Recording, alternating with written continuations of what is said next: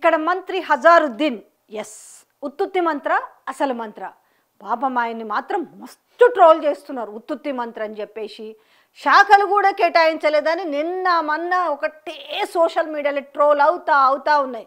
ఇంకా దెబ్బకు జరా ఇక కాంగ్రెస్లోకి ఇది వచ్చినట్టుంది. ఏవైతే అనుకున్నారో ఆ శాఖలైనా అప్పచెప్పారు, ఎక్స్పెక్టెడ్ శాఖలే. కానీ మరి ఇప్పుడు ఎమ్మెల్సీని ఇంకా గవర్నర్ ఆమోదించలేదు కదా, మరి కనీసం ఈ 6 నెలల లోపు వరకు గవర్నర్ ఆమోదిస్తాడా లేదనంటే ఈయన ఎక్కడో చట్టసభలో ప్రాతినిధ్యం అయితే వహించాలి. మరి వీళ్ళేమో అక్కడికి రాని పనికిరాని ఎమ్మెల్సీ ఒకటి ఇచ్చి దాంట్లో భాగంగా ఈ జూబ్లీ హిల్స్ ఎలక్షన్ పుణ్యమా అంటూ ఏమన్నా ఒకటబ్బా మస్తు లక్కీయెస్ట్ ఫెలో ఎవరంటే హజారుద్దీనే. బా నిజంగా ఎవరు ఎక్స్పెక్ట్ చేయరు. కొందరికి ఎంత కాలమో కోరుకుంటుంది అంటే మంత్రిని అవ్వాలనేసి, కానీ అది తీరదు. నిజంగా ఒకసారి ఫేట్ కూడా ఉండాలనుకుంటా. చట్టసభలకి పోవాలనుకున్న వాళ్ళ కోరికలు కూడా తీరవు చాలా వరకు. అంటే ఆ కాన్స్టిట్యున్సీకి ఎంతో మేలు చేస్తారు. వాళ్ళ సొంతంగా సంపాదించుకున్న డబ్బులు అంటే ఎగ్జాంపుల్ మనకు స్వర్గీయ జిట్టా బాలకృష్ణారెడ్డి గురించే చెప్పుకోవచ్చు. పాపం భువనగిరికి ఆ రోజు మంచినీళ్ళు తాగునీళ్ళు ఇచ్చింది అని అంటే అప్పట్లో ప్రతి చోట ఆర్ఓ సెంటర్లో పెట్టి ఆయన తాగునీళ్ళు ఇచ్చినా కూడా ఎందుకో అదే టైం ఫేట్ అంటారు చూసినావా. పాపం ఇప్పుడు మునుగోడు ఎమ్మెల్యే కోమటిరెడ్డి రాజగోపాల్ రెడ్డి కూడా నాకు మంత్రి పదవి హామీ ఇచ్చిరు, నాకు మంత్రి పదవి ఎక్కడని మాట్లాడుతున్నా కూడా అది కన్సిడర్ చేసే పరిస్థితి లేదు యాజ్ ఆఫ్ నౌ వరకు. కానీ ఇక్కడ మాత్రం ఈయనకు ఎట్లొచ్చిందంటే కలిసి వచ్చిందని అంటే నిజంగా ఇది మామూలు విషయం కాదు. అంటే 100 సామెత చెప్తా చూడు, ఏం రా నీకు నక్క తొక్క దొక్కొచ్చినావంటే ఈయన 100నో 1000 నక్కలు దొక్కొచ్చుంటాడు, నక్కలు తొక్కే వచ్చుంటాడు. లేకపోతే ఏంది ఈయనకు మంత్రి పదవి వచ్చుడు, దాన్ని భలే తిప్పిండు రేవంత్ రెడ్డి కూడా. ఏందనంటే నేను చెప్పినా కదా ఆనాడు జూబ్లీ హిల్స్కు ప్రచారానికి వచ్చి నేను ఇక్కడ హజారుద్దీన్ గెలిపించుకుంటాను, మీరు గెలిపిస్తే మీకు మంత్రి పదవి ఆయనకి మంత్రి పదవి ఇస్తాను అనేసి చెప్పాను, అందుకే మాట తప్పలేదు మడమ తిప్పలేదు అన్నట్టుగా ఇప్పుడు ఓడిపోయినా కూడా మంత్రిని చేసి తీసుకొచ్చిన అని చెప్పిండు. అరే ఓడిపోయినా కూడా మంత్రిని తీసుకొచ్చేటప్పటికంటే కూడా మరి ఆయనకి ఎందుకు టికెట్ ఇవ్వలేదు? నిజంగానే హజారుద్దీన్ పైన అంత ప్రేమ అంత ఇంకేదో ఉంటే అసలు టికెట్ ఎందుకు ఇవ్వలేదు మరి? సో ఇక్కడ ఏమైంది, ఎంఐఎంను నమ్ముకుంటే మైనార్టీ ఓట్లు ముస్లిం మైనార్టీ ఓట్లు పడే అవకాశం లేదు. ఫస్ట్ మొత్తం వాళ్ళనే నమ్ముకున్నారు. వాళ్ళు కూడా ఏం చేసిర్రు, ఈయనకి టికెట్ ఇవ్వద్దనేసి కండిషన్ పెట్టిరు.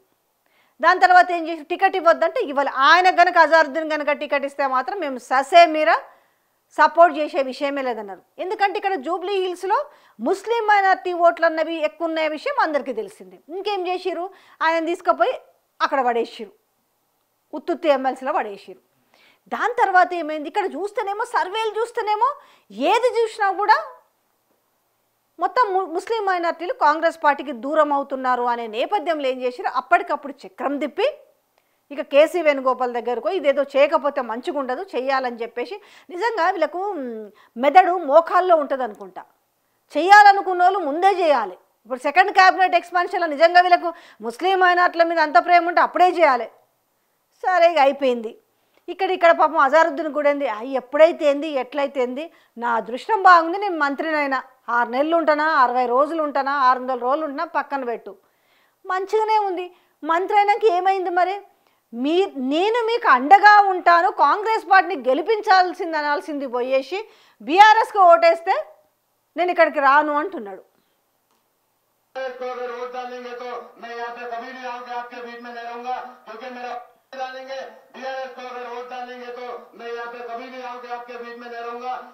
ఏంది నేను ఇట్లా మాట్లాడుతున్నాను, రేవంత్ రెడ్డి ఎక్స్ప్రెషన్ కూడా చూడండి. ఏంది మంత్రి పదవి ఇవ్వగానే ఈయనేంది ఇట్లా మాట్లాడుతున్నా అనేసి ఆయన ఫేస్లో ఒక ఎక్స్ప్రెషన్ చూడండి. మీరు మళ్ళీ ఒకసారి బాగా గమనించండి, హజారుద్దీన్ కాకుండా రేవంత్ రెడ్డిని గమనించండి ఆయన ఎక్స్ప్రెషన్స్.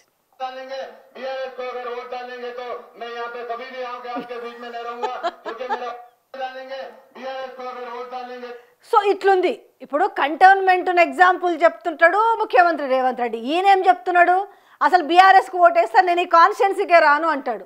కానీ ఈ కాన్స్టిట్యున్సీ ప్రజల కోసమని, ఈ కాన్స్టిట్యున్సీలో గెలవడం కోసమని, ఈ కాన్స్టిట్యున్సీలో ఓట్లు రాబట్టుకోవడం కోసమని మీకు మంత్రి పదవి ఇచ్చిర్రా బాబు.